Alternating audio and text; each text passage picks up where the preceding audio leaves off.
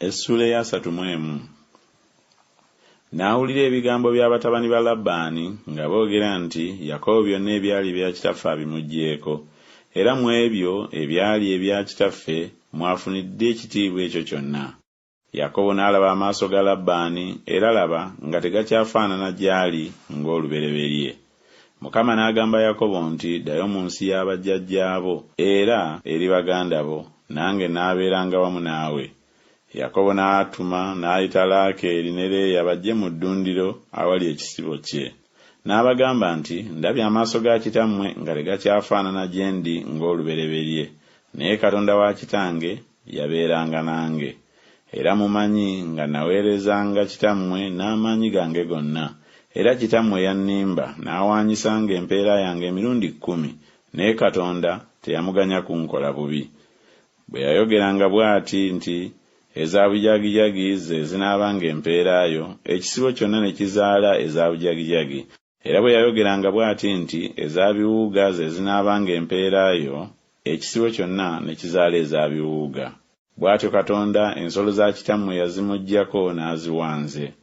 Awo olwatuuka mu biro ekisibo bwe kyawaka amawako, ne nnyimusa amaaso gange ne ndabira mu kirooto, era laba embuzi ennume ezaalinyira ekisibo zaali za biwuuga, n'eza bujagijagi, n'eza kiweewoweewo.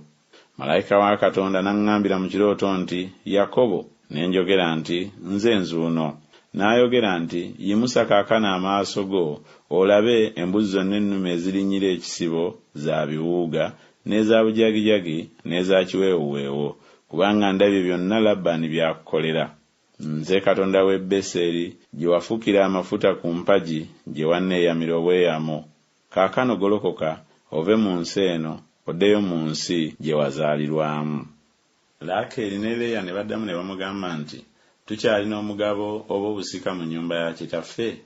Tetubalibwa nga bannaggwanga gy'ali, kubanga yatutunda era n'ebintu byaffe abiriiridde ddala. Kubanga obugagga bwonna Katonda bw'aggye ku kitaffe bwe bwaffe era bw'abaana baffe. Kale kaakano kyonna Katonda kyakugambye kikole.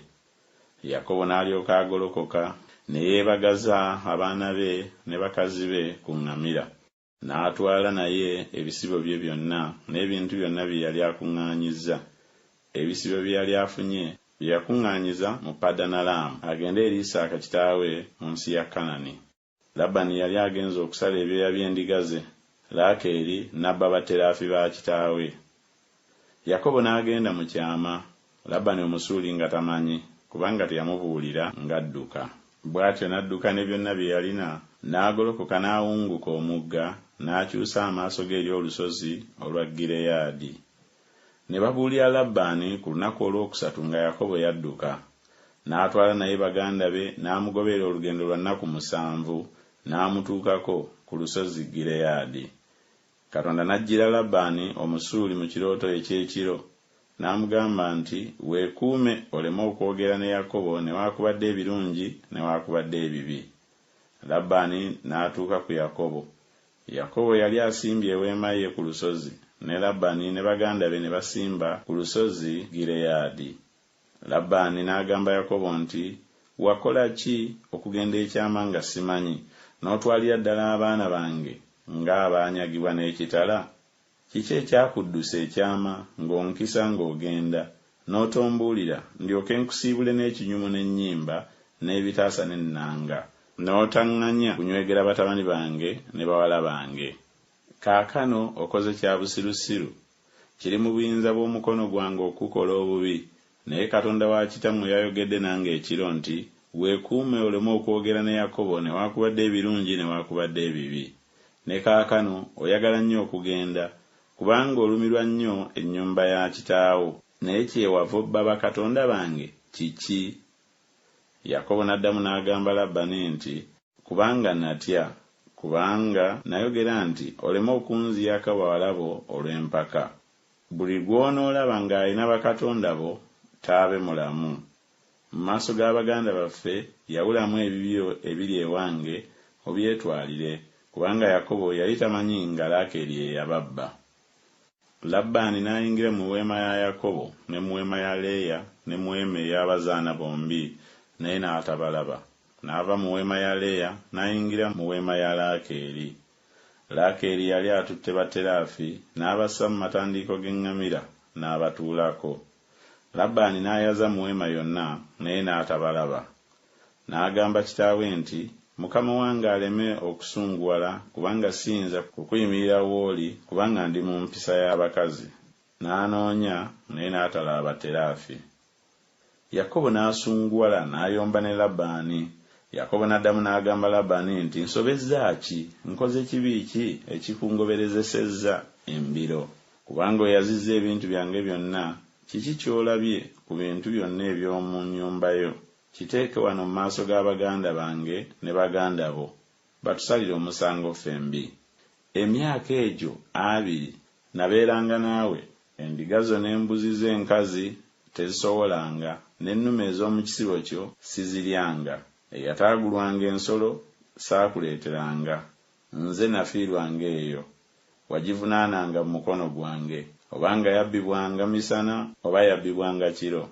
Bwe nabeeranga bwe ntyo, emisana omusana gwanzigwerangako, n'ekiro empewo, n'otulo twambulanga mu maaso gange. Emyaka egyo 2 nabeeranga mu nnyumba yo, nakuweererezanga emyaka 14 olw'abawala abo bombi, n'emyaka 6 olw'ekisibo kyo. Naawe wawaanyisanga empeera yange emirundi 10. Singa Katonda wa kitange, Katonda wa Ibulayimu era entiisa ya Isaaka teyabeeranga nange, kaakano tewandiremye kunsindika bwereere. Katonda alabye okubonaabona kwange n'okutegana kw'emikono gyange, n'akujunga ekiro. Labbaani n'addamu n'agamba Yakobo nti, abawala be bawala bange, n'abaana be baana bange, n'ebisibo bye bisibo byange, ne byonna by'olaba bye byange. Ne leero nnyinza kukolera ki bawala bange bano oba abaana baabwe be baazaala? Kale nno kaakano tulagaane endagaano nze naawe, ebeerenga omujulirwa eri nze naawe. Yakobo n'addira ejjinja n'alisimba okuba empagi. Yakobo n'agamba baganda be nti, mukuŋŋaanye amayinja. Ne baddira amayinja ne bagatuuma entuumu, ne baliira awo awali entuumu. Labbaani n'agituuma erinnya Yegalusakadusa, naye Yakobo n'agituuma Galeedi. Labbaani n'ayogera nti, entuumu eno ye mujulirwa eri nze naawe leero. Erinnya lyayo kyeryava libeera Galeedi, era Mizupa, kubanga yayogera nti Mukama atunulenga wakati wange naawe bwe tulibanga tetukyalabagana. Bw'onoobonyaabonyanga abaana bange era bw'onoowasanga abalala awali abaana bange, tewali muntu ali naffe, laba Katonda ye mujulirwa wakati wange naawe. Labbaani n'agamba Yakobo nti, laba entuumu eno era laba n'empagi eno gye nsimbye wakati wange naawe. Entuumu eno eneebeeranga omujulirwa, n'empagi ebeerenga omujulirwa, nga nze siriyita ku ntuumu eno okugenda gy'oli, era nga naawe toliyita ku ntuumu eno n'empagi eno okujja gye ndi okukola obubi. Katonda wa Ibulayimu era Katonda wa Nakoli, Katonda wa kitaabwe, alamule wakati waffe. Yakobo n'alayira entiisa ya kitaawe Isaaka. Yakobo n'aweerayo ssaddaaka ku lusozi, n'ayita baganda be okulya emmere, ne balya emmere, ne babeera ku lusozi ne bakeesa obudde. Awo enkya mu makya Labbaani n'agolokoka, n'anywegera batabani be ne bawala be, n'abasabira omukisa. Labbaani n'agenda n'addayo mu kifo kye.